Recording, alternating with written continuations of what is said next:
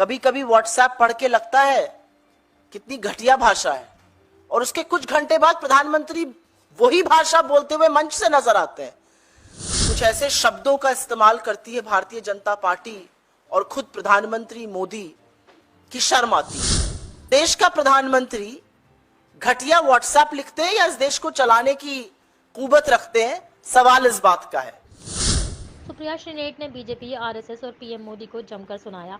सुप्रिया ने कहा कि 10 साल सरकार चलाने के बाद जब देश चुनाव के मुहाने पर खड़ा है तो पीएम मोदी अपनी घिसी पिटी स्क्रिप्ट पर आ गए हैं। 10 साल बाद भी अपनी रिपोर्ट कार्ड दिखाने के बजाय वे हिंदू मुस्लिम करने में लगे हैं। यह सच है कि पीएम मोदी बौखलाए हुए हैं।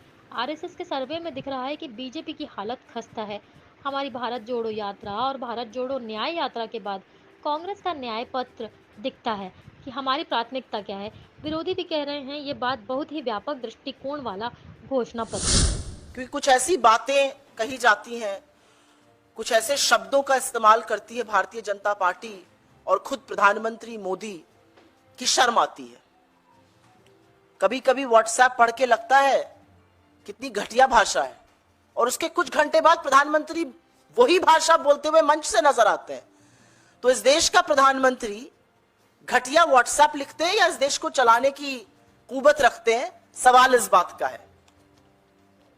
असलियत यह है कि 10 साल की मोदी सरकार के बाद आज जब यह देश चुनाव के मुहाने पर आकर खड़ा है तो प्रधानमंत्री को अपना रिपोर्ट कार्ड दिखाकर वोट मांगना चाहिए, प्रधानमंत्री को अपने काम गिनाने चाहिए, लेकिन उसमें नील बटा सन्नाटा स्कोर है, उसमें जबरदस्त फेल का ठप्पा लगा हुआ है।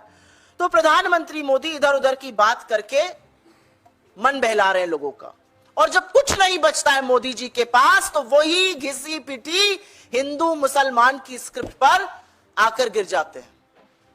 10 साल के बाद बजाय अपना काम गिनाने के, 10 साल के बाद बजाय अपना रिपोर्ट कार्ड दिखाने के, नरेंद्र मोदी आज भी हिंदू मुसलमान की बात कर रहे हैं।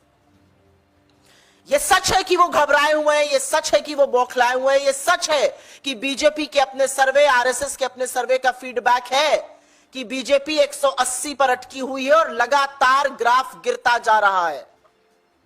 यह भी सच है कि हमारी चाहे भारत जोड़ो यात्रा रही हो या भारत जोड़ो न्याय यात्रा रही, या जो हमारा घोषणा पत्र न्याय पत्र के नाम से आया, उसमें पूरी तरह से साफ हो गया है कि प्राथमिकताएं क्या हैं।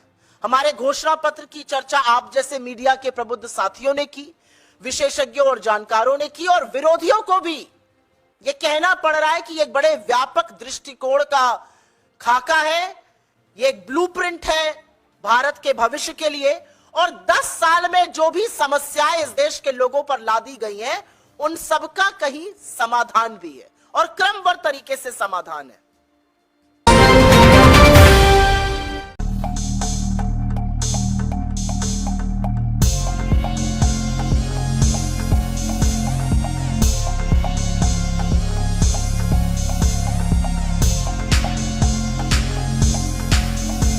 JL न्यूज़, नया जमाना, नई सोच।